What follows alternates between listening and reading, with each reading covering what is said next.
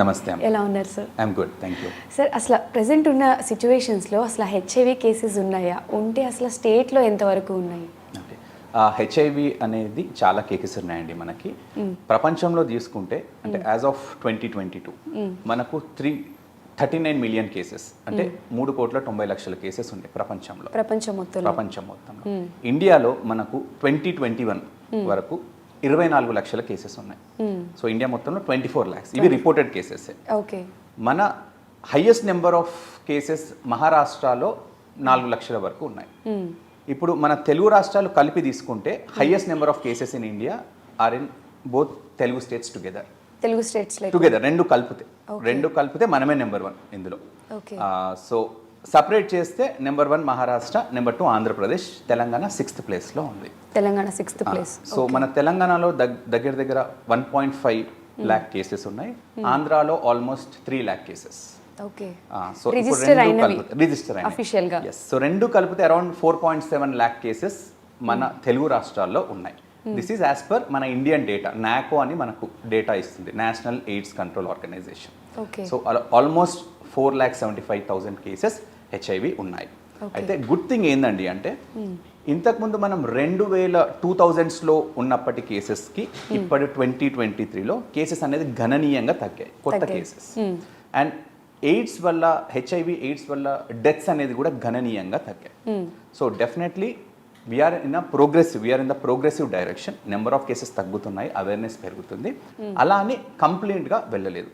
ఇప్పటికి కూడా ఇంకా కొత్త కేసెస్ వస్తూనే ఉన్నాయి. మన కంట్రీలో every year 62,000 new cases and 40,000 deaths due to HIV per year in India. అంటే సార్ పర్టికులర్గా ఈ ఏజ్ గ్రూప్ వాళ్ళకి ఎక్కువ వస్తుంది అనేది ఏమైనా survey? In general it is a young population, younger age group. ఎందుకమ్మా అంటే younger age group because younger people are sexually active. Most of the times HIV అనేది సెక్షువల్ ట్రాన్స్మిషన్. మన ఇండియాలో 87% of the cases are because of sexual transmission. మెయిన్గా men అంటే పురుషుడి నుంచి ఫీమేల్కి sexual intercourse, that is the commonest reason. ఇప్పుడు ఎక్కువగా మనకు హోమోసెక్షువల్ పాపులేషన్లో కూడా ఎక్కువగా కేసెస్ పెరుగుతున్నాయి. ఎస్పెషల్లీ ఎంఎస్ఎం అంటాము, అంటే men who have sex with men. So actually in the last 3 years నా పేషెంట్స్లో we are seeing more of MSMs, men who have sex with men. ఇప్పుడు అనేది ఎక్కువ మోతాదులో కూడా పాపులేషన్ పెరుగుతున్నారు in the last 3 to 4 years. కానీ కరెక్ట్ డేటా ఎంత ఉంది సార్ అంటే మనకి ఇండియాలో ఎంఎస్ఎంస్ మీద అంత పెద్ద డేటా లేదు మనకి. But in the real life we are seeing more of MSMs. So most common is sexual transmission, number 1. Number 2, కొన్ని స్టేట్స్లో ఐవి డ్రగ్ అబ్యూస్, డ్రగ్స్ తీసుకునే వాళ్ళు, ఎస్పెషల్లీ మన నార్త్ ఈస్టర్న్ స్టేట్స్లో అంటే మణిపూర్, నాగాల్యాండ్, మిజోరాం అండ్ దెన్ పంజాబ్, ఇట్లాంటి స్టేట్స్లో వీళ్ళంతా ఐవి డ్రగ్ అబ్యూస్ అని పెరిగిపోయింది. అంటే వాళ్ళు ఒక గ్రూప్ అందరు తీసుకొని ఒక్కొక్కరు డ్రగ్స్ ఇంజెక్ట్ చేసుకుంటారు. అదే నీడిల్ ఇంకొకరు వాడు. సో ఎవరికన్నా ఒకరికి ఉంటే వాళ్ళందరికీ ట్రాన్స్మిట్ అయ్యే ఛాన్స్ ఉంటుంది. సో ఈ ప్యాటర్న్ అనేది నేను చెప్పిన స్టేట్స్లో ఉంది. టచ్ మన స్టేట్స్లో అయితే అవి అంతగా లేవండి. నెక్స్ట్ వచ్చేసి మదర్ టు చైల్డ్ ట్రాన్స్మిషన్. అంటే ఒక తల్లి గర్భం దాల్చి ఒక స్త్రీ తన గర్భం దాల్చినప్పుడు తనకు హెచ్ఐవి ఉండి తను మందుల మీద లేకపోతే తల్లి నుంచి బేబీకి వచ్చేది, డెలివరీ టైంలో తల్లి పాల నుంచి. సో ఇవి మెయిన్ మోడ్స్ ఆఫ్ ట్రాన్స్మిషన్. అంటే ఇంతకుముందు బ్లడ్ ట్రాన్స్ఫ్యూజన్స్తో కూడా వస్తుండే అండి. కాకపోతే ఇప్పుడు బ్లడ్స్ అంతటా కూడా బ్లడ్ అనేది ఎవరైనా డొనేషన్ చేసినప్పుడు దాన్ని ప్రాపర్గా స్క్రీన్ చేస్తున్నాం. సో బ్లడ్ ట్రాన్స్ఫ్యూజన్ వల్ల వచ్చేటి గణనీయంగా తగ్గాయి. బట్ మెయిన్గా మాత్రం సెక్షువల్ ట్రాన్స్మిషన్. ఓకే సార్, అంటే చాలా మందికి డౌట్ ఉంటుంది సార్, అసలు హెచ్ఐవి ఎలా స్ప్రెడ్ అవుతుంది? కొంతమంది ఏమో, నేను ఇందాక మీతో చెప్పినట్టు ఒక ఆర్టికల్లో చదివాను, చికెన్ షాప్ అబ్బాయికి హెచ్ఐవి ఉంటే చికెన్ కట్ చేసేటప్పుడు తన హ్యాండ్ కట్ అయ్యి ఆ బ్లడ్ పడింది, అది తెలియక ఇంటికి వచ్చి వండుకొని తినేసాము, తర్వాత తెలిసింది ఆ అబ్బాయికి ఇలా హెచ్ఐవి ఉందని, మాకు వచ్చే ఛాన్సెస్ ఉన్నాయా అని కూడా చాలామంది. లేదండి, హెచ్ఐవి అనేది అంటే రక్తం ఎవరైనా కట్ చేస్తుంటే రక్తం ఫుడ్లో కలిసి ఆ ఫుడ్ తింటారో అట్లా రాదండి, అట్లా 100% రాదు. సో మీరు హ్యాపీగా చికెన్ కొట్టించుకొని తినవచ్చు, ఏం ప్రాబ్లం లేదు. So number 1. నెంబర్ 2 వచ్చేసి ఈ దోమల వల్ల, ఈగల వల్ల కానివ్వండి, అంటే ఒకే ఇంట్లో ఉండడం వల్ల, టవల్స్ షేర్ చేసుకోవడం వల్ల, సోప్ షేర్ చేసుకోవడం వల్ల, ఫుడ్ షేర్ చేసుకోవడం వల్ల, ఇట్లా హెచ్ఐవి సేమ్ బాత్రూమ్ వాడడం వల్ల ఇట్లా హెచ్ఐవి సంక్రమించదండి. మన బాడీలో టీయర్స్, స్వెట్, యూరిన్, స్టూల్ ఇవన్నీ నాన్ ఇన్ఫెక్షస్ సలైవా. ఓకే. అంటే ఇప్పుడు ఫర్ ఎగ్జాంపుల్ ఒక హెచ్ఐవి మనిషి ఇంట్లో ఉంటే అతను ఏదో దూరం పెట్టాల్సిన అవసరం లేదండి, అందరూ కలిసి ఉండొచ్చు. ఇప్పుడు అదే అండి మన బాడీలో ఒక పర్సన్తో ఎట్లా కాంటాక్ట్ అవుతుంది, మెయిన్గా స్వెట్తో రాదు. చిన్న పిల్లలు ఉన్నారనుకో ముద్దు పెట్టుకుంటే సలైవాతో రాదు, టీయర్స్తో రాదు, యూరిన్, మోషన్, వేటితోటి హెచ్ఐవి అనేది సంక్రమించదు. సో హెచ్ఐవి అనేది మెయిన్గా సెక్షువల్ ట్రాన్స్మిషన్. సో ఒక ఇంట్లో ఒక హస్బెండ్ అంటే వైఫ్కి వచ్చే ట్రాన్స్మిషన్, అంతేగాని వాళ్ళ ఫాదర్కి లేదా వేరే ఉన్న వాళ్ళకు కలిసి ఉండడం వల్లనో సేమ్ ఫుడ్ షేర్ చేసుకోవడం వల్లనో రాదు. అండ్ నేను చెప్పినట్టు ఫుడ్లో కలిసి తినడం వల్లనో దోమల వల్లనో ఈగల వల్లనో అట్లా హెచ్ఐవి సంక్రమించడం. సో చాలా మందికి ఇది ఒక మిత్ అండి. హెచ్ఐవి వచ్చిన వాళ్ళు నేను చూస్తుంటాను కదా, వాళ్ళ ఫ్యామిలీతో సపరేట్ అయిపోవడం, సపరేట్గా పెట్టడం అట్లా చేస్తుంటారు. అట్లా చేయకూడదు, ఎందుకంటే జబ్బు అనేది అలా ట్రాన్స్మిట్ అవ్వదు.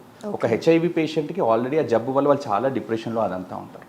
ఇంకా వాళ్ళని ఇట్లా సపరేట్ చేయడం వల్ల all the way it effects their health. అట్లా అవసరం లేదు, వాళ్ళ నుంచి ఎవరికి ఎటువంటి ప్రాబ్లం ఉండదు. ఓకే సార్, అసలు హెచ్ఐవి వచ్చిన వాళ్ళకి లక్షణాలు ఎలా ఉంటాయి, హెచ్ఐవి వచ్చిందని సిమ్టమ్స్ ఎలా ఐడెంటిఫై చేయొచ్చు అంటారు? చాలా మందికి అమ్మ హెచ్ఐవి ఇనిషియల్గా వచ్చినప్పుడు స్పెసిఫిక్గా ఈ సిమ్టమ్ వల్ల అని చెప్పడానికి ఉండదు. ఇప్పుడు చాలామంది ఇనిషియల్గా హెచ్ఐవి వచ్చినప్పుడు జ్వరం రావడము, ర్యాష్ రావడము, నోట్లో పుండ్లు అవ్వడము, సోర్ థ్రోట్ ఉండడము, ఇట్లాంటివన్నీ రాస్తారు.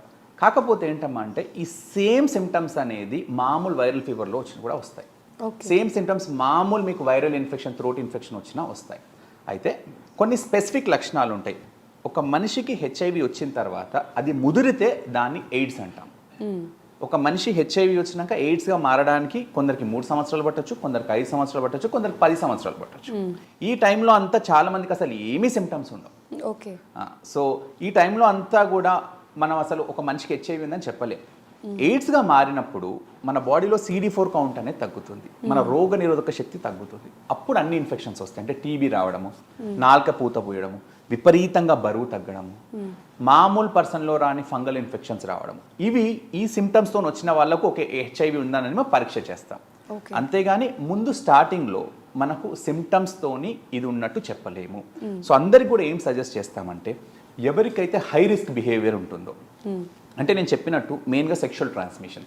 ఫర్ ఎగ్జాంపుల్ చాలా మందికి అన్ఇన్హిబిటెడ్ సెక్షువల్ బిహేవియర్స్ ఉంటాయి.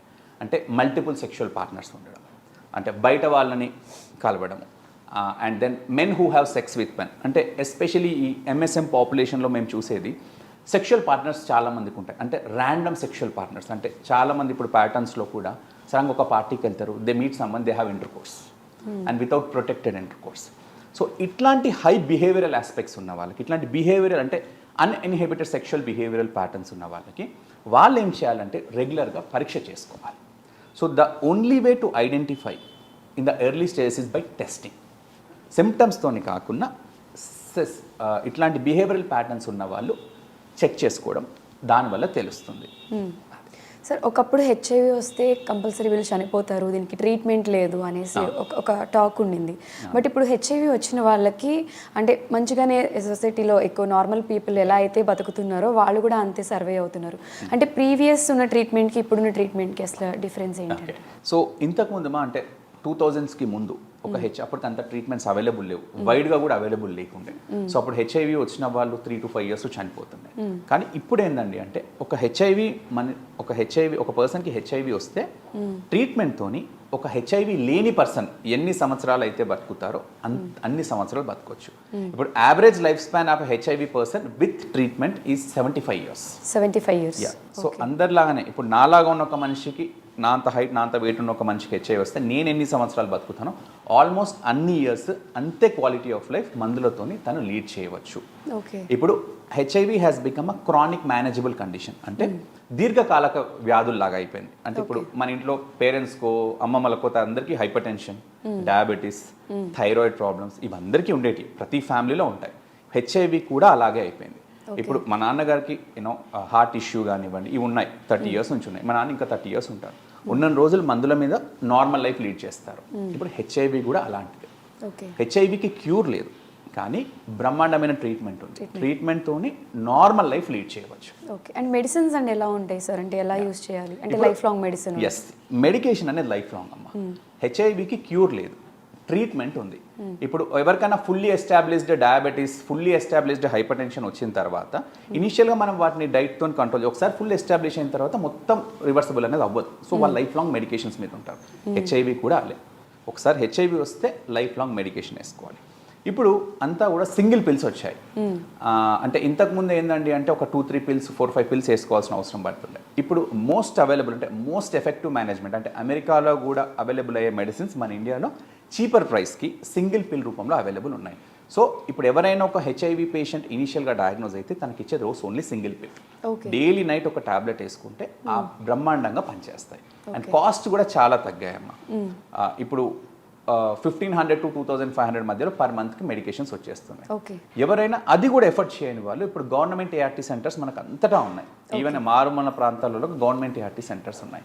సో సేమ్ మెడికేషన్ ఫ్రీగా కూడా పేషెంట్స్కి ఇస్తారు. ఆల్ దే నీడ్ టు నీస్ go there, enrol their name and get the medication.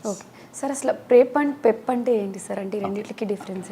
So ఇవి పెప్ అనేది ఏంటమ్మా అంటే హెచ్ఐవి రాకుండా మనం వాడే మందులు.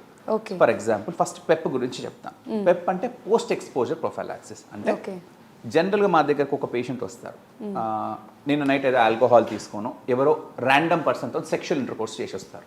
సో అప్పుడు వాళ్ళకి ఏముంటుంది, మళ్ళీ నెక్స్ట్ రోజు రియలైజ్ చేశారు భయంతో, సార్ ఇట్లా నైట్ తప్పు జరిగిపోయింది, నేను ఎవరో ఒక అన్నోన్ పర్సన్తో సెక్స్ చేశాను, ఆ పర్సన్కి ఏముందో నాకు తెలియదు. ఒకవేళ ఆ పర్సన్కి హెచ్ఐవి ఉంటే నన్ను నేను కాపాడుకోవడానికి ఏమి చేయగలుగుతాను అంటే దానికి ఇచ్చేది పెప్.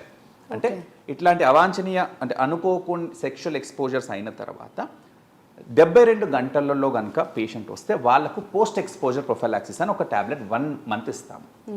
అది ఇవ్వడం వల్ల హెచ్ఐవి రాకుండా కాపాడవచ్చు. ఓకే, ఒకవేళ ఆ అవుట్ సైడ్ పర్సన్కి ఎవరికైతే హెచ్ఐవి ఉందనుకోండి, ఆ వైరస్ అనేది సెక్స్ చేసిన తర్వాత మన సెల్లోకి ఎంటర్ కావడానికి 72 గంటలు పడుతుంది. సో ఆ టైం పీరియడ్లో వాళ్ళు వస్తే పెప్ ఆఫర్ చేస్తాం. పెప్ ఇస్తే వాళ్ళకు రాకుండా మనం కాపాడవచ్చు. కానీ ఇది ఓన్లీ 72 hours లోపల, preferably with in 48 hours, 72 hours ఇవ్వచ్చు. 72 hours తర్వాత వస్తే కనుక ఇంకా మనం వెయిట్ చేసి పరీక్ష చేయడమే. So this is PEP. PrEP అంటే ఏంటమ్మా అంటే ఇప్పుడు ప్రెప్ అంటే ప్రీ ఎక్స్పోజర్ ప్రొఫైలాక్సిస్. అంటే సెక్షువల్ ఎక్స్పోజర్ జరగక ముందు ఏవైనా మందులతోని నేను హెచ్ఐవి రాకుండా కాపాడుకోగలుగుతానా అనేది ప్రెప్. ఇది ఎవరికి ఇస్తామమ్మా అంటే ఇప్పుడు నేను చెప్పాను కదా, ఇప్పుడు నాకు చాలామంది నేను men who have sex with men పేషెంట్స్ని చూస్తుంటాను. లేదా కొందరు మల్టిపుల్ సెక్షువల్ పార్ట్నర్స్ ఉంటారు. ఫస్ట్ థింగ్ వాళ్ళకి ఏం చెప్తామంటే అంటే ఇవన్నీ బిహేవియర్ ఇట్లాంటి ర్యాండమ్ పార్ట్నర్స్ని కలవద్దు, అన్నోన్ పార్ట్నర్స్తో సెక్షువల్ ఇంటర్కోర్స్ చేయొద్దు, ఒకవేళ తప్పదు అనుకున్నప్పుడు కాండమ్ వాడాలి. ఇవన్నీ కూడా బిహేవియర్ చెప్తాం. ఇవన్నీ చెప్పిన తర్వాత కూడా కొందరు they cannot inhibit their behaviour. So అట్లాంటి వాళ్ళకు ఇంకొక ఎక్స్ట్రా లైన్ ఆఫ్ ప్రొటెక్షన్ అనేది ప్రెప్. అంటే వాళ్ళకి ఏందండి అంటే ఇట్లాంటి మల్టిపుల్ పార్ట్నర్స్ ఉన్న వాళ్ళకి సెక్షువల్ ఎక్స్పోజర్ జరగక ముందు ట్యాబ్లెట్ ఇస్తాం. అంటే డైలీ ఒక ట్యాబ్లెట్ వేసుకోవాల్సి ఉంటుంది. అంటే ట్యాబ్లెట్ ఇచ్చినంత మాత్రం ఇక నాకేం కాదు నేను ఇష్టం ఉన్నట్టు సెక్స్ చేస్తా అంటే కాదండి. ఇది మనం చెప్పిన బిహేవియరల్ ప్యాటర్న్తో పాటు కాండమ్స్తో పాటు రోజు ఒక గోళీ వేసుకుంటే ఇది ఒక అడిషనల్ లేయర్ ఆఫ్ ప్రొటెక్షన్ మనకు హెచ్ఐవి రాకుండా కాపాడేది. దీనికి ఒక క్యావియాట్ ఉంటుంది. చాలామంది ఇప్పుడు అమెరికాలో ఈ ఇట్లాంటి మెడిసిన్స్ వచ్చినప్పుడు ఫస్ట్ స్టడీ చేసినప్పుడు అందరూ ఏమనుకున్నారంటే ఈ గోళీ వేసుకున్నా కదా ఇంకా నాకేం కాదు అని చెప్పి ఆ బిహేవియర్ అనేది ఇంకా చాలా ర్యాంపెంట్గా కలవడం అదంతా జరిగింది. వాళ్ళకు వేరే రకమైన సెక్స్ జబ్బులు ఎక్కువగా వచ్చాయి. సో ఒక మెసేజ్ ఏమి వెళ్ళాలండి అంటే ఈ ప్రెప్ అనేది హెచ్ఐవి రాకుండా కాపాడుతుంది, but it should be combined with other preventive measures. Condoms వాడాలి, బిహేవియర్ ఇన్హిబిట్ చేసుకోవాలి. అయినా కూడా కాదనుకుంటే PrEP is additional layer to protect from getting HIV. So ఎవరికైనా ఇట్లాంటి బిహేవియరల్ ప్యాటర్న్స్ ఉన్న వాళ్ళకు మా దగ్గరకు వచ్చే పేషెంట్స్తో ఇవన్నీ డిస్కస్ చేస్తాం. సో పేషెంట్స్కి ఇది ఒక అడిషనల్ లేయర్ ఆఫ్ ప్రొటెక్షన్. అది ప్రెప్. అసలు హెచ్ఐవికి క్యూర్ అనేది ఉంటుందా? అండ్ ఒకవేళ హెచ్ఐవి వచ్చిన వాళ్ళకి మనకి ఇప్పుడు కోవిడ్కి ఎలా అయితే వ్యాక్సిన్స్ వచ్చాయో అలా హెచ్ఐవికి కూడా వ్యాక్సిన్స్ ఉంటాయా? లేదండి, యాజ్ ఆఫ్ నౌ మనకు హెచ్ఐవికి క్యూర్ లేదు. ట్రీట్మెంట్స్తోని నార్మల్ లైఫ్ లీడ్ చేయవచ్చు. అయితే ఇప్పటి వరకు ముగ్గురు ప్రపంచంలో క్యూర్ అయ్యారు హెచ్ఐవితో. అది ఒక క్యాన్సర్ వచ్చి అంటే ల్యూకేమియా లేదా లింఫోమా లాంటి క్యాన్సర్ వచ్చి కీమోథెరపీ తీసుకున్న తర్వాత bone marrow stem cell transplant అనేది ఇవ్వడం వల్ల వాళ్ళకు ఒక రేర్ మ్యూటేషన్ అంటే హెచ్ఐవి వైరస్లోకి ఎంటర్ కానీ మ్యూటేషన్ అనేది ఆ డోనర్స్కి ఉండడం వల్ల వాళ్ళు 3 లక్కీ పేషెంట్స్. ఓకే, ముగ్గురికే ఉంది. అయితే ఇప్పుడే ఈ మన బోన్ మ్యారో ట్రాన్స్ప్లాంట్ అనేది హెచ్ఐవి క్యూర్ అని ఇంకా మనం ఒక నార్మల్ పేషెంట్కి రావడానికి ఇంకా చాలా సంవత్సరాలు పడుతుందండి. ఇంకా స్టడీస్లోనే ఉంది. ఎందుకు కొందరు క్యూర్ అయ్యారు ముగ్గురు ఇంకా ఇది నార్మల్ జనరల్ పాపులేషన్కి ఇంకా అప్లై చేసేటట్లేదు. బట్ ఇప్పటివరకు ప్రపంచంలో 3 క్యూర్ అయ్యారు, అది కూడా బోన్ మ్యారో ట్రాన్స్ప్లాంట్ తోటి. అది నార్మల్ పేషెంట్స్కి వర్తించదు, ఎందుకంటే ఆ బోన్ మ్యారో ట్రాన్స్ప్లాంట్కి ఒక రేర్ మ్యూటేషన్ ఉండింది హెచ్ఐవి సెల్స్లోకి రాకుండా. అది నార్మల్ వాళ్ళలో ఉండడం కష్టం. సో అవి మాత్రమే ఇప్పటివరకు క్యూర్. అండ్ ఎవరైనా కూడా నేను క్యూర్ చేస్తా అంటే దట్ ఈస్ రాంగ్ అండి. క్యూర్ అనేది ఇప్పటివరకు అయితే లేదు. Now coming to the vaccines అండి.